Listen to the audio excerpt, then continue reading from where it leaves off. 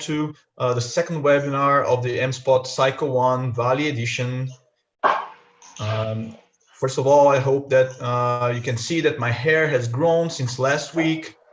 You will be able to experience that firsthand since we have 6 weeks ahead of us of webinars to talk about the MSpot Cycle 1.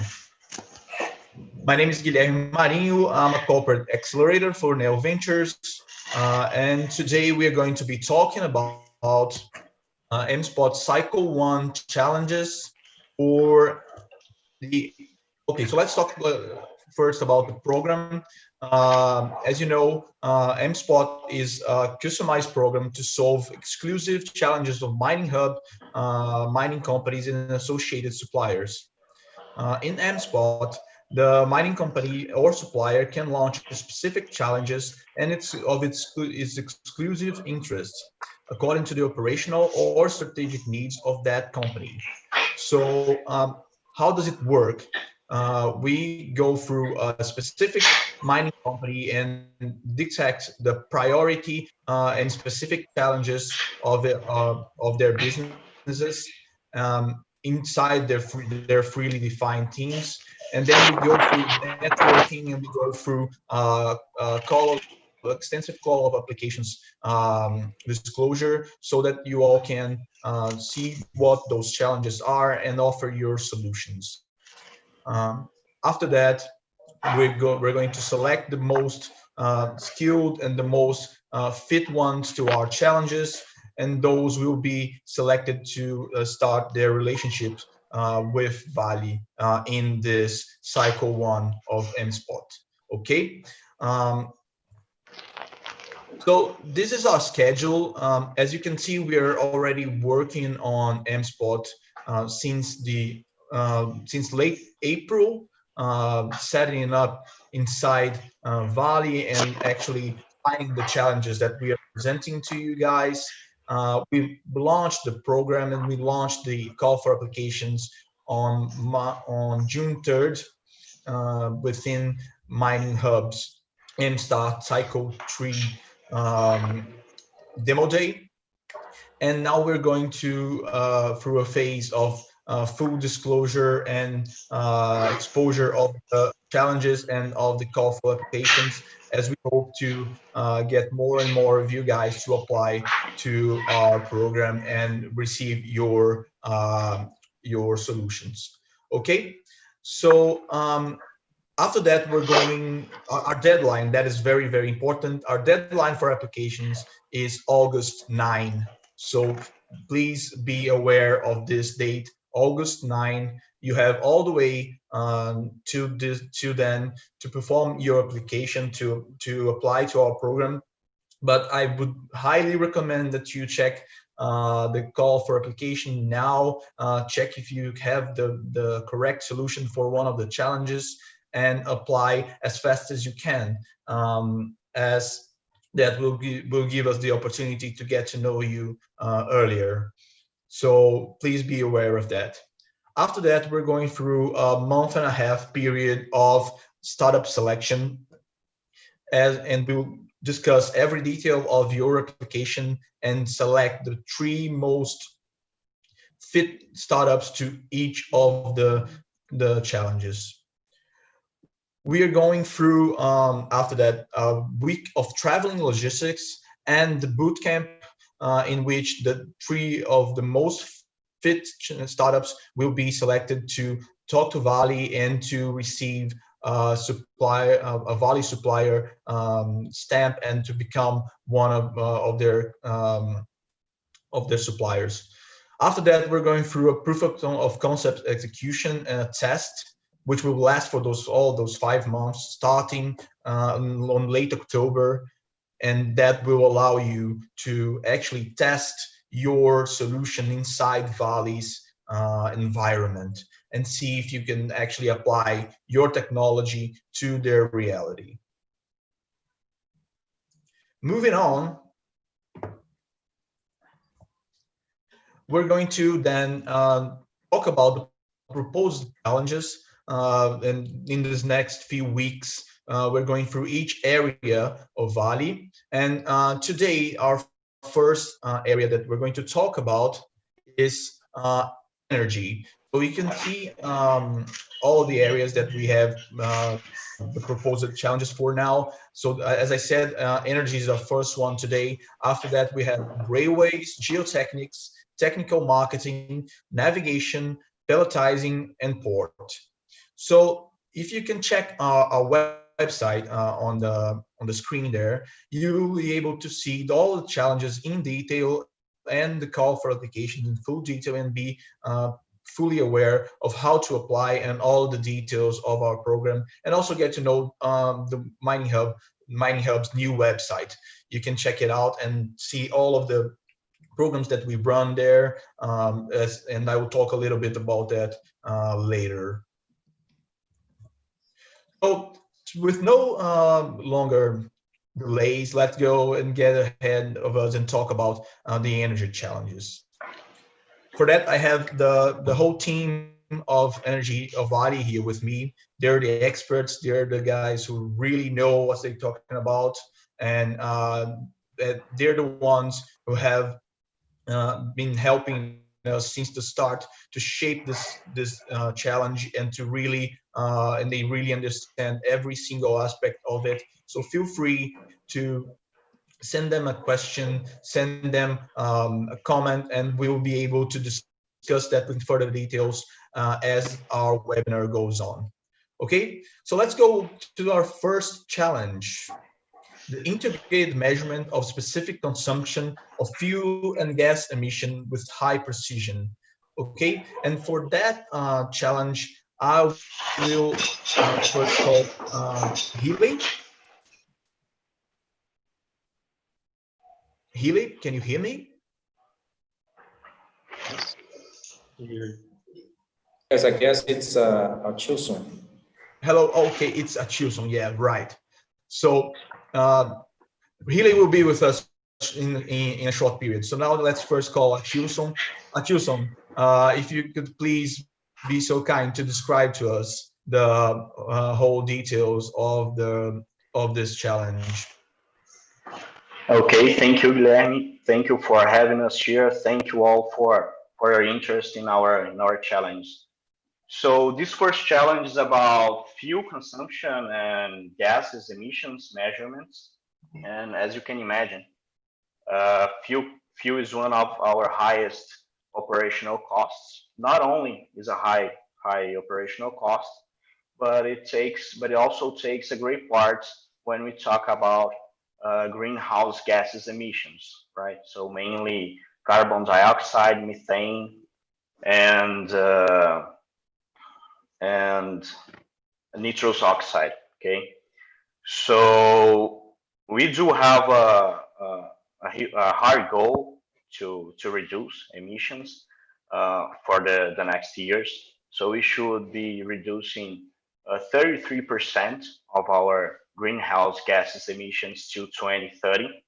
So as you can see, it is a huge challenge that we have, and to do so, we need to have more precise data, more precise information about our consumptions and about our measurements. So we need better measurement tools, measurement devices.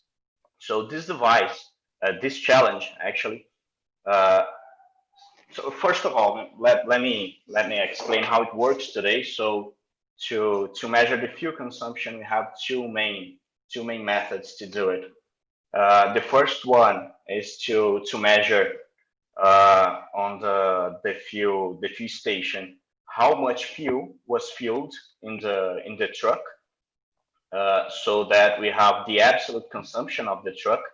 But that gives us a problem, which is we can only measure a whole cycle of the truck. So we will have the measurement when the trucks and when it leaves the fuel station, then when it comes back to refill the tank. So we can only measure the full cycle. And we actually need to measure piece by piece of the mine and to know so that we can know the fuel efficiency of the truck piece by piece. and so that we can work better those pieces of the mine separately. And we do have a second method to do so, and it is a native device embedded in the truck, but it has some problems. It measures the fuel consumption by the pulse of the fuel unit injection, but it has a huge error actually. And we are talking about an error of 5 to 7%. And as you can imagine, 5%, it represents a lot in emissions, in GHG emissions, and also in fuel consumption of our fleet. So we need to have a more precise solution, a more precise measurement device to do so. So we are thinking about a device that would have an error of 0.4 or 0.5%, which is much more precise than we have today. And it should also be able to measure the slope and the position of the truck. Not only that, but we also need a device that could measure the emissions. So the greenhouse gases mainly, as I've said before. And all those data, they should be measured on the truck and stored on a hardware installed in the truck. It should be stored there, and then it should be sent to our databases through our only wireless network on the mine. Okay. And as you can imagine, we have a really large fleet, so it would be one device for each equipment, initially each truck, but it could be extended to excavators as well. And we are talking about a lot of devices, so that because we have a really big fleet. So cost of this device is also really important for us so that we can replicate this project to all our equipments. Okay.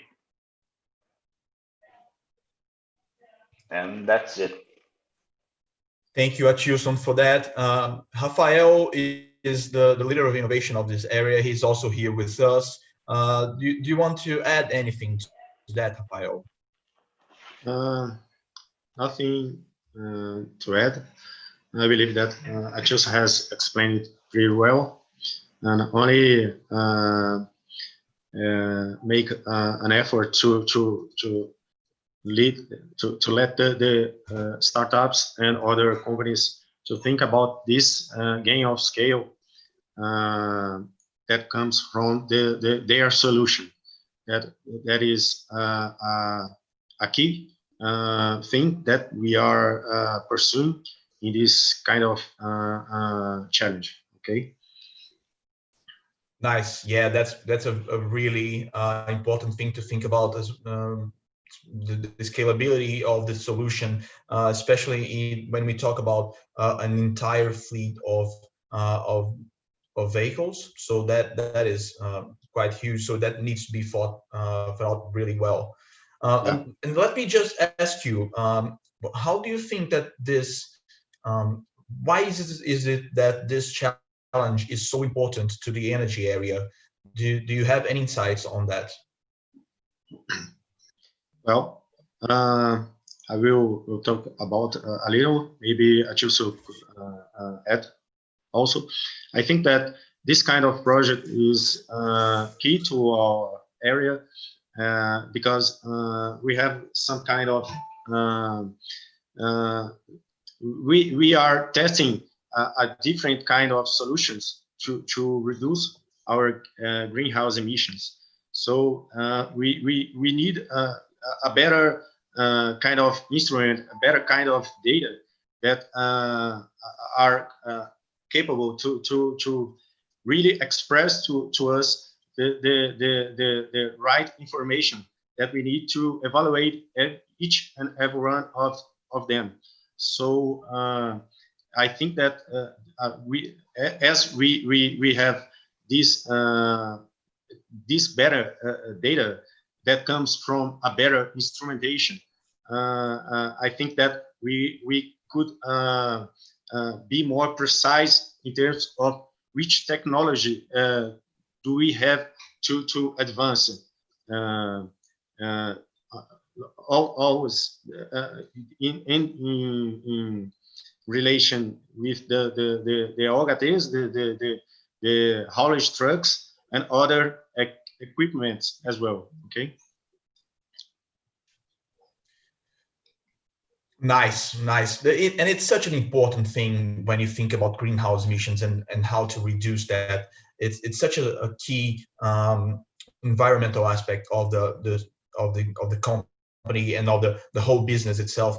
It's something that I really think that should be addressed, and I really think that this challenge has every thing that needs to be really a thing that needs to be really important for the whole area itself. Well, yesterday we had the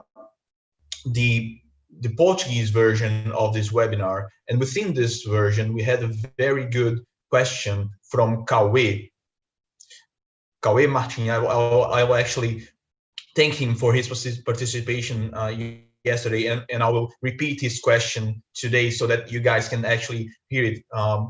Is the solution to the measurement be made on its own hardware in the truck and sent through a modem to a cloud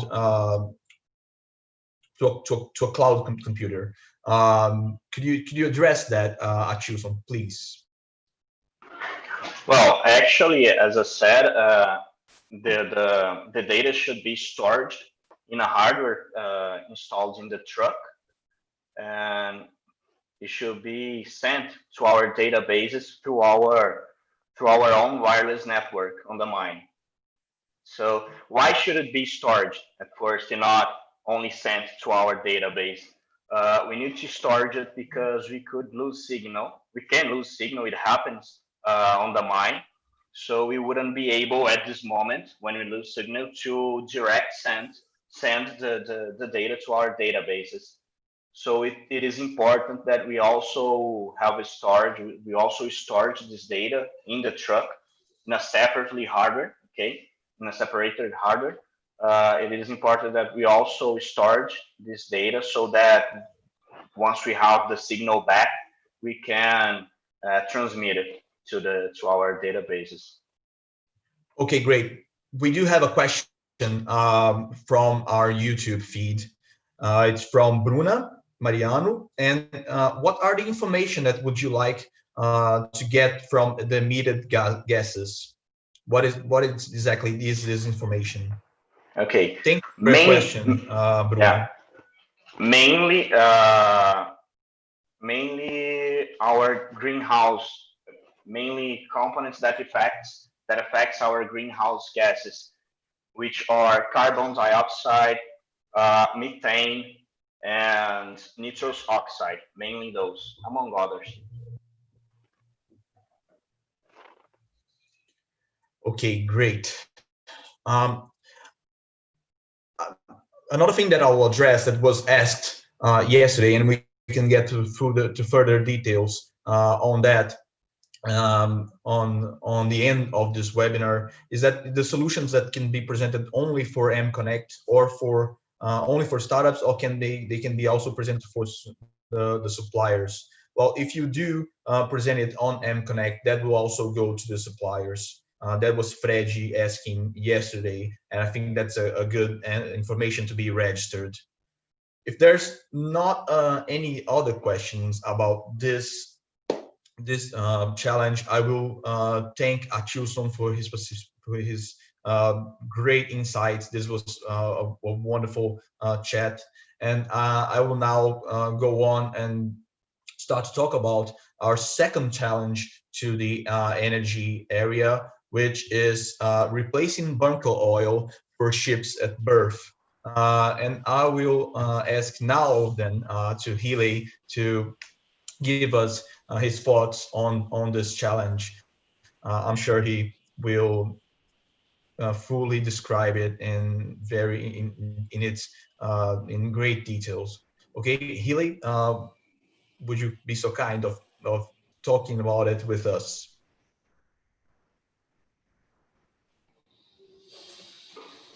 Thanks, everyone. I would like to start explaining a little bit about the context of the international maritime transport. Vale is one of the largest war carriers in the world. Vale operates a fleet of more than 200 large vessels, the book carries. Most of them chartered one. Vale does not own anymore the vessels that cross the oceans to sell our production, mainly to China. And the growing concern with the environmental and other issues related to climate change, and as well as international collaboration agreements signed between several nations, such as the Paris Agreement, are increasing the search for alternative fuels to substitute fossil fuels, and also strategies for mitigation of greenhouse gas emissions, carbon dioxide. In addition to that, I'm not sure if you know, IMO, the International Maritime Organization, has established 2 years ago levels of ambition to be followed by the maritime transport sector with the aim to achieving reductions in greenhouse emissions. And 2 horizons were considered so far. The first one, which aims to 2030, 10 years from now, the scenario with a 40% reduction in carbon intensity, referring to 2008 levels. And the second scenario, which aims to 2050, with a 50% reduction in emissions, referring to 2008 levels. In view of the international pressure, let's say that, scenario to mitigate the greenhouse gas emissions, Vale started a few years ago some R&D projects, and it's also developing some strategies to adapt to these standards and goals imposed by IMO and also the Paris Agreement. And among them, we are studying to improve the use of energy on our ships, optimization of the vessel's speed, which is very important, considering that since we reduce the speed of the vessels, we can reduce the emission of the greenhouse gas. And also use of alternative fuels in our ships. The bunker oil, which you use today, we are studying alternative fuels to that, among others, okay? It's important to know that the ship remains in port for around 24 hours for loading or in ports here in Brazil. And even when we import, the ship consumes full, the bunker oil, as I mentioned, to maintain the basic services such as lighting, emergency, and this challenge aims to reduce the fuel consumption of ships during this moment, when at berth, in order to reduce the emissions of the carbon dioxide in the port region. I would like to add that in some parts of Brazil, in some ports, we also have some environmental issues. We have to attend some regulations. So for this challenge, it's important to have reliable measures of the bunker oil consumption during this moment, when the vessel is at the berth, and also the associated emissions we do not have these measures at the moment. So it's important to propose something to collect these measures in a reliable way. Okay? And also, very important, to propose solutions that have the least possible impact on the port operations, avoiding delays in the mooring and during the time we are loading the ore. And among the technologies that can be investigated as possible solutions, you can think about everything. As I mentioned before, we are at this moment studying a lot of R&D solutions, not only for this situation that the challenge aims, okay, but also for all the transport from Brazil to our clients. And you can think, let's say, solar panels, auxiliary batteries, heat recovery system, combination of these solutions, and also alternatives that optimize the time, the docking time, the loading time, can be explored. I guess that's it. So thanks for that, Hilly. I would like to ask, actually, I would like to ask you a couple of questions about this challenge. First of all, could you give us an estimate of how much energy are we talking about um, in some measurement that our viewers can understand and relate to, and also which are the existing operations inside the vessel that needs to remain active during the berthing time? Yes. We estimate about 3,000 kVA, the energy used on a ship on board. And during the time the ship is at berth, we have some, let's say it's like a hotel. People are there inside the ship. They are making maintenance. They are taking care of the loading of the ore. So they need electricity in order to use computers, use the equipment inside the ship, and also they need for energy in some situations. We do not have estimation of how much energy, but some research that we made in the past says that for the total use of energy of a ship, like the bulk carriers that we are talking about from Vale, at least 2 to 5% of this total energy is wasted in these situations that we are mentioning. And it's important to know that Vale, as I mentioned in the beginning, we operate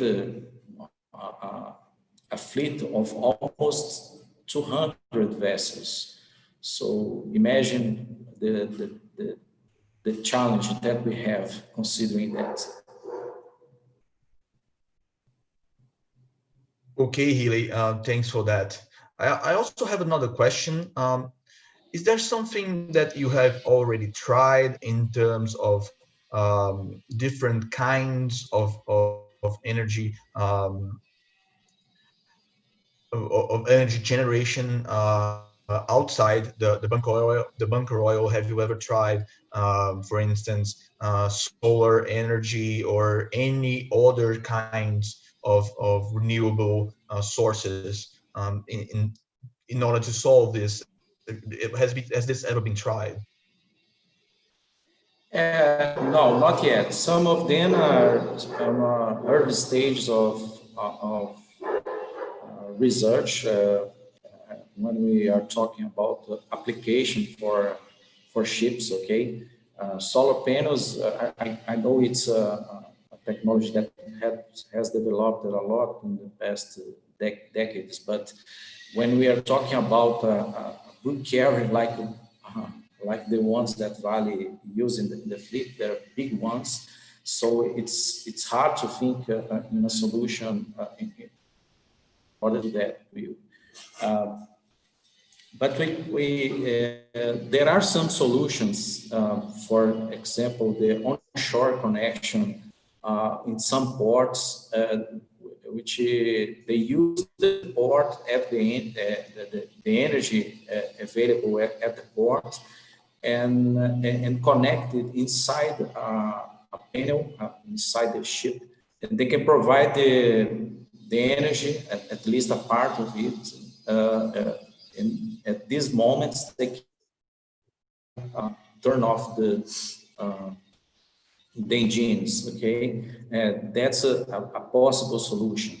We are investigating this, so we would like to address to the guys that are listening to us at this moment to think things different from this, okay? Because we consider this is a existing solution, but we are not sure if we can use for the most part of our fleet, because there are some interference in the harbor.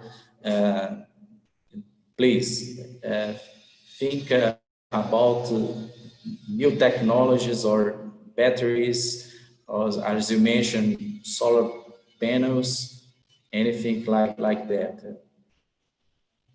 Okay, so thank you for that. And also, I have another question for you. How long does the ship actually stays at the at berth on port? How long would this solution have to last? Uh, an average of 24 hours each vessel, each ship. It's the time Okay, and also to load the ore. okay, okay, and the loading should not be affected. Is that correct? The Yes, loading of the ore should not be affected by any means of on solving this issue. that's an important point. Okay, you're right. Okay, great. I'll now ask Rafael if he has any further points, or if he'd likes to add anything. And I would actually ask him the same question I've asked before, if to describe a little bit more about how important this challenge is inside the whole energy sector, and how would that compare to other challenges, and how would that actually imply on changing the whole area towards a more innovative and more and a faster, more modern way? Mhm. Okay. Uh, I think that really also explaining the challenge pretty well. I don't have anything to add. Only to invite the participants of this challenge to propose, as Hilary said, innovative solutions. So we are totally open to receive disruptive solutions to address this kind of challenge. Okay, and about the importance the importance of this challenge, and the solution that are presenting about to address this challenge. I think that it's obvious, if we think that we have a whole community near the harbor, near the port. So as we are operating, we are emitting some kind of not only greenhouse gases, but only some kind of particulates in the air. So I think that this kind of operation affects a lot of the health of the community that are near the port. So as we think about our operation and our need and our desire to be a better mining company, this kind of solution, this kind of challenge, I think that we are stimulating the participant to have this kind of thinking, this kind of mentality as well. We are not only make this mine company, Vale, a better mining company, but we are also provide a better environment to our near communities. Okay, so it's it's huge. It's pretty important to us to address this challenge and to provide solution to this issue. Okay. Thank you, Rafael. I wholeheartedly agree. I think that these two challenges are really key in driving Vale's ultimate business towards a modern, new, more innovative way of producing and a way of acting and performing their activities. And that is one of the best ways and more fulfilling ways in which I think that interacting with MSpot and with the whole innovation period and the whole innovation area inside Vale, inside the mining companies can bring to us. So that is really important and really fulfilling sensation of driving this sector ahead and into a more into a bright future. So let's go now. I'll thank Hile, Achilson, and Rafael for their participation. I would also like to say that if you have any questions and you are watching this not live, if you're watching this in the recorded session, please feel free to contact us at our email. I'll have the email address later in the presentation. You guys can access it. Okay. So I would actually now like to address MConnect. MConnect is our program for solutions that are not linked inside our program inside the mining hub for solutions that are not linked to any of the open challenges. So you can apply to it and offer your solutions to the whole group of mining companies inside the mining hub. If there's not any challenges available that you think that your solution fits in. And once you do that, all of the companies will be able to see your solution and check if they're interested. If they do, they will reach out to you and propose a way in which you can connect and in which you can interact. In order to do that, you can go to mininghub at programas and mconnect. Okay, so you'll be able to apply any solutions that do not refer to any of the MSpot Cycle 1 challenges or any of the challenges open also in MStart. We actually had a question yesterday on that, asking if there's a solution that do not apply to any of the challenges which are nowadays open, and we will have more opening of call for applications opening in a short time. But if there's not any particular challenges that your solution apply to, please feel free to go to mconnect and apply your solution there so that everyone can see and everyone can interact with your startup or your solution. So this is the end end of the first energy webinar. And before we close this session, I would also like to address our next dates and our next webinars and what will they be about, so you guys can schedule and get ahead of you on scheduling your time, and do not miss any of our webinars if you're interested in our program.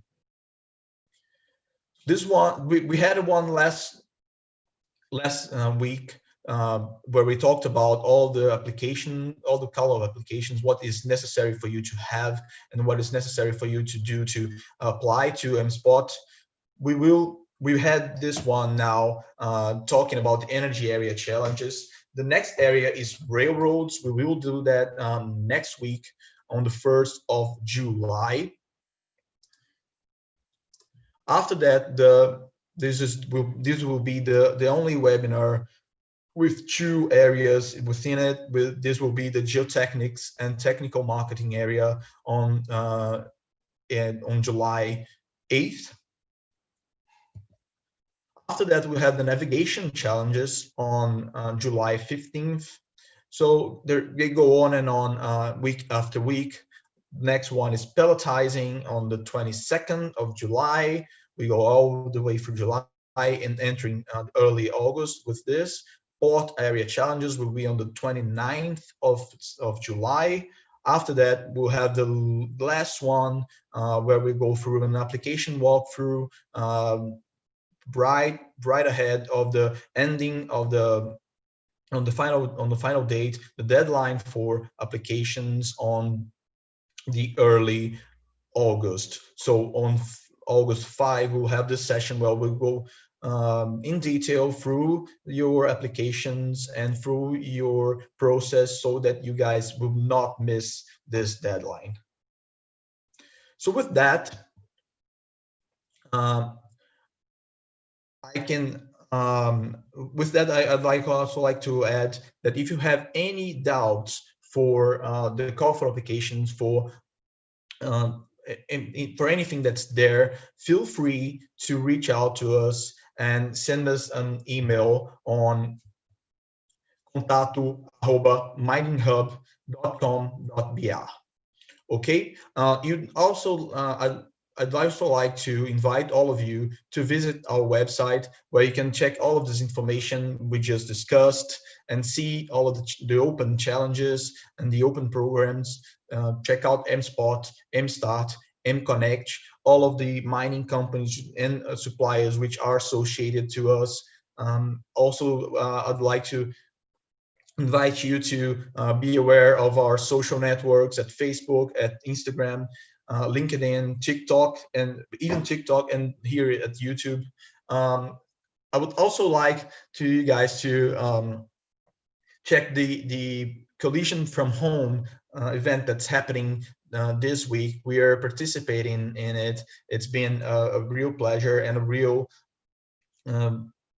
opportunity to go and link to a lot of startups and a lot of important companies from all over the world. This has been it's been a huge opportunity for us, and I'd like you guys to check on our participation there in our social networks. Okay, so that with that I'll end here, and thank you guys for your attention, and hope to see you all next week, where we can talk further about our challenges. Bye. Bye.